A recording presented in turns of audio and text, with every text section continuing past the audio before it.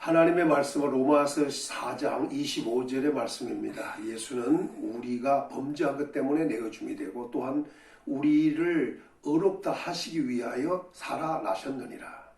오늘 제목은 고난과 부활입니다. 사도행전 8장 34절에 보면 누가 정죄하리요 죽으실 분 아니라 다시 살아나시니는 그리스도 예수시니 이렇게 말씀했습니다. 예수님은 분명히 죽으셨습니다. 그리고 다시 살아나셨습니다. 그분이 바로 예수 그리스도십니다. 고린도전서 15장 3절에서 4절 보면 이렇게 또 말씀합니다. 내가 받은 것은 너희에게 전하노니 이는 성경대로 그리스도께서 우리 죄를 위하여 죽으시고 장사 지낸 바 되셨다가 성경대로 사흘 만에 살아나셨느니라. 이렇게 말씀을 하셨습니다. 분명히 두 가지입니다. 하나는 죽으신 예수님, 그리고 부활하신 예수님, 이렇게 말씀을 하고 있습니다. 이 말씀에 대해 구체적으로 설명하고자 합니다. 첫째는 예수 그리스도께서 받은 고난에 대한 말씀입니다. 예수님은 먼저 죄를 담당하시려고 오셔서 죽어주셨습니다. 사도행전 5장 30절에 보면 너희가 나무에 달아 죽인 예수를 우리 조상의 하나님이 살리셨고 예수님은 나무에 달려서 죽으셨습니다. 너희가 나무에 달아 죽인 예수를 이렇게 말씀했습니다.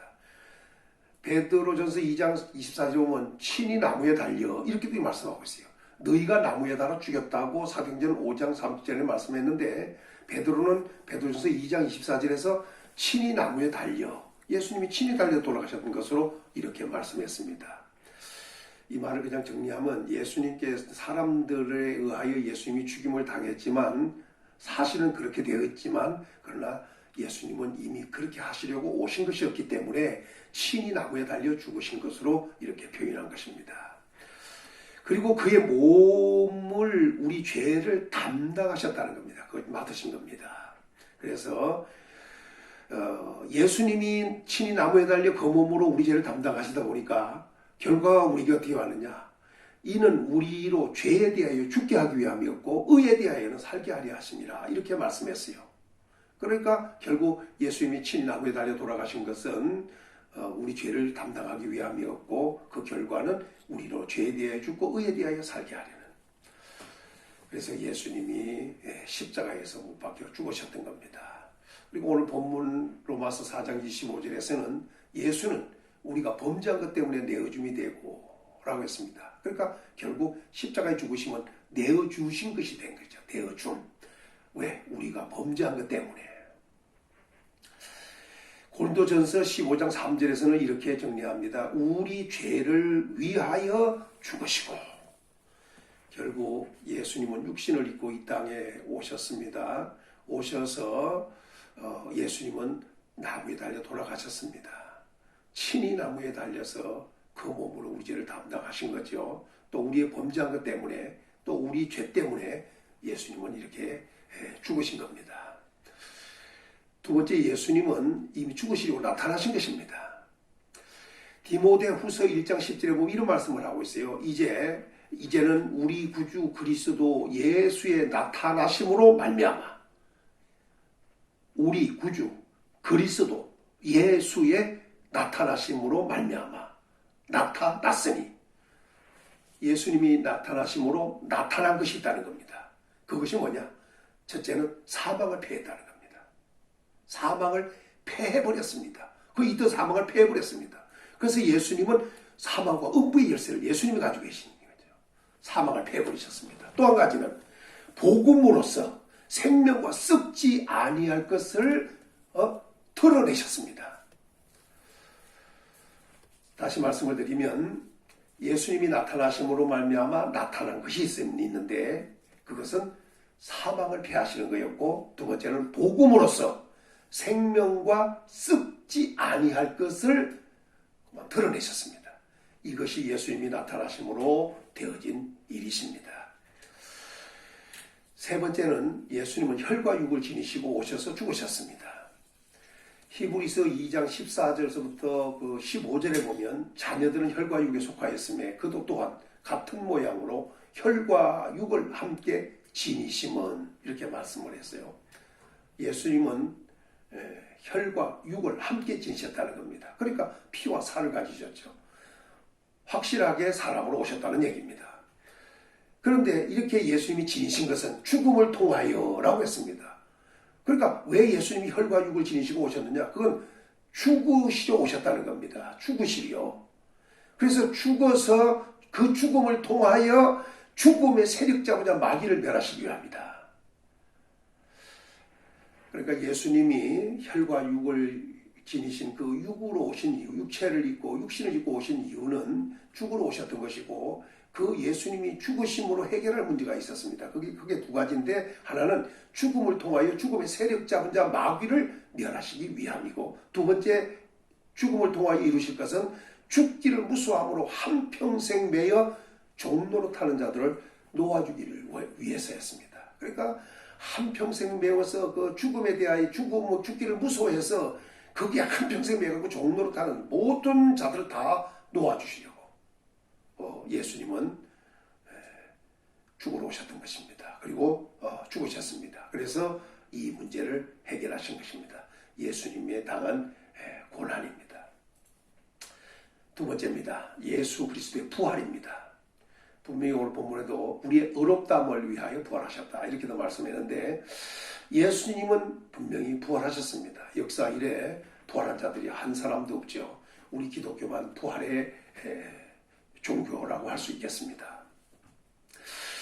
그런데 당시에도 부활을 믿지 않은 사람이 있었습니다. 예수님 당시에도 그 사두개인들이었는데 마가복음 12장 18절이나 마태복음 22장 23절에 보면 부활이 없다고 하는 사두개인들이 있었습니다. 그런데 예수님께 찾아와가지고 어떤 사람이 아들이 7 있었는데 큰아들이 장가가고 죽었습니다. 둘째가 그 여자를 아내를 맞이했어요.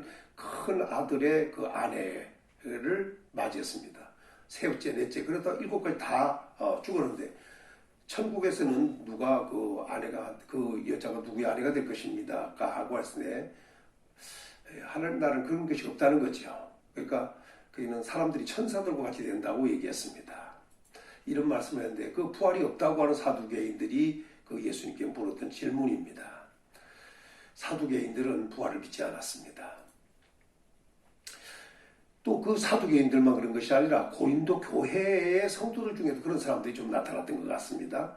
고린도전서 15장 12절에 보면 그리스도께서 죽은 자 가운데서 다시 살아나셨다고 전파가 됐습니다. 그런데 너희 중에 어떤 사람들은 어찌하여 죽은 자 가운데서 부활이 없다 하느냐 하고 바울이 이렇게 반문하듯이 물은 것이 있습니다. 그러니까 그 중에 어찌하여 죽은 자 가운데서 부활이 없다고 하느냐고 했습니다.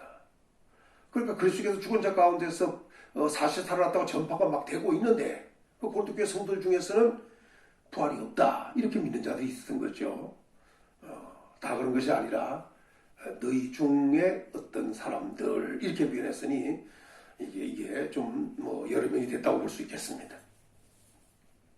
아주 부활이 없다고 하는 사람들입니다.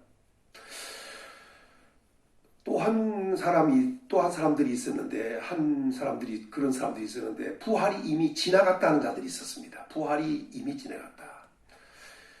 이 사람들은 후메네와 빌레데라는 사람입니다. 그런데 이들은 부활이 이미 지나갔다. 이 말은 부활이 없었다는 것이 아니라 부활이 있었는데 이미 지나갔다. 이제 없다는 거죠. 전에는 있었는데 지금 없다. 지나갔기 때문에 이렇게 말하는 사람들이 있었습니다. 디모데후서 16장 18절에 보면 망령되고 헛된 말을 버리라. 그들은 경건하지 아니하며 점점 나아가나니 그들의 말은 악성 종양이 퍼져난 것과 같은데 그 중에 후메네오와 빌레도가 있느니라. 이렇게 말했어요. 그러면서 18절에 진리에 관하여는 그들이 그릇되었도다. 부활이 이미 지나갔다 하므로 어떤 사람들의 믿음을 무너뜨리느니라. 이렇게 말씀을 했습니다. 이 후메네오와 빌레도라는 사람이 있었는데 이 사람들이 아무래도 그 나름대로 지도자격에 있었던 것이고 성경을 얘기하는 사람들 같았습니다. 그런데 이 사람들은 부활이 이미 지나갔다 이렇게 얘기했어요. 그러다 보니까 진리에 대해서 그릇된 거죠. 부활이 있었는데 이제 지나갔다. 이제 부활이 없다. 이렇게 말하는 거잖아요. 그러니까 이 사람들은 진리에 대해서 그릇된 사람들입니다. 그래서 이 진리에 대해 그릇된 이 사람들을 뭐라고 얘기했냐면 망령되다고 했습니다. 헛된 말이라고 했습니다. 그 사람들 경건치 않으면 점점 나가는 사람이라고 이렇게 규정을 했습니다. 그리고 그들의 말을 악성 종양이 퍼져나간 것 같다고 이렇게 표현했습니다. 아주 잘못된 말을 하고 있다는 거죠. 그게 왜 진리에 대해서 그렇댔으니까. 부활이 있는데 이미 지나갔다. 이렇게 말할까. 근데 그 결과가 어떻게 오느냐. 어떤 사람들의 믿음을 무너뜨리느니라. 이렇게 말했어요. 그러니까 부활이 이미 지나갔다. 이렇게 진리에 대해서 그렇단 말을 하니까 또 그 말을 사람들이 믿는 거예요. 믿다 보니까 부활을 믿던 그 사람들이 가지고 있던 믿음이 무너뜨려졌습니다. 무너뜨려졌어요. 담장이 무너뜨려지듯이 그냥 무너뜨려지는 겁니다. 후메네오와 빌레도가 바로 부활을 이미 지나갔다 이렇게 말하는 진리에 대해 그렇던 사람들도 있었습니다.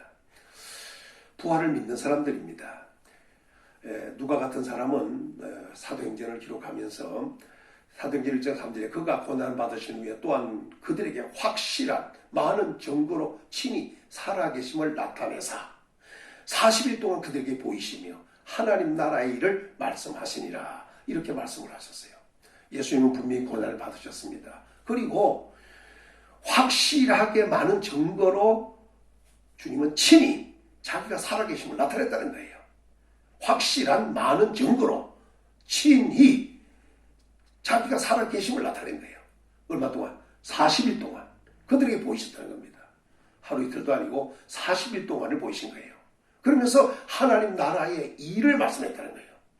그러니까 하나님의 나라에 되어지는 그 일들을 얘기해주고 예수님은 성천하셨다는 겁니다. 이렇게 구체적으로 이렇게 40일 동안 계셨던 것도 말씀을 하고 있습니다. 이 베드로 같은 경우도 사도행전 2장 24절에서 설교하는 가운데 이런 말씀했습니다. 하나님께서 그를 사망의 고통에서 풀어 살리셨으니 이는 그가 사망에 매여 있을 수 없음이라 이렇게 말씀했어요. 그러니까 사망의 고통을 풀어서 예수님을 살리셨다는 거죠. 왜냐하면 사망에 매여 있을 수 없는 분이시기 때문입니다. 베드로가 이렇게 설교하면서 얘기했어요. 바울 같은 경우도 고린도전서 15장에서도 쭉 얘기하지만 빌립보서 3장 10절에서 11절에 보면 이렇게 말합니다. 내가 그리스도와 그 부활의 권능과 그 고난의 참여함을 알고자 하여 그의 죽으심을 본받아 어떻게 해서든지 죽은 자 가운데서 부활에 이르려 하노라. 바울은 어떻게 하든지 부활에 이르기 위해서 아주 그냥 애를 쓴 사람입니다. 그래서 그는 부활의 권능도 알고 싶고 고난의 참여함을 알고자 했습니다. 그리스도와 그의 부활 그리고 권능 그 고난의 참여함을 알고자 해서 그래서 그의 예수님의 죽으심을 본받아서 어떻게 하든지 죽은 자 가운데서 부활에 이르고 싶었다 이렇게 얘기하고 있습니다. 그러면서 12절에 내가 이미 얻었다 함도 아니 온전히 이루었다 함도 아니라 오직 내가 그리스도 예수께 잡힌 바 된 것을 잡으려고 달려간다. 그냥 가는 것이 아니라 아주 막 단박질하면서 하듯이 달려갔다는 겁니다. 그런 부활에 이르려고 아주 고난을 감수한 사람이 사도 바울이었습니다. 물론 사도 바울은 고린도전서 15장의 그 5절에서 8절에 보면 그 부활의 목격자들을 분명히 얘기하고 있습니다. 먼저는 게바 베드로에게 보이시고 12 제자에게도 보이시고 또 후에는 오베디어 형제에게도 일시에 그냥 한 번에 싹 보여주시고 그 중에 지금까지 대다수는 살아있고 어떤 사람은 잠들었으며 이렇게 말했어요. 그리고 야고보에게도 보이시고 후에는 모든 사도에게 또 보이시고 맨 나중에는 만삭되어 난 자 같은 내게도 보이셨느니라.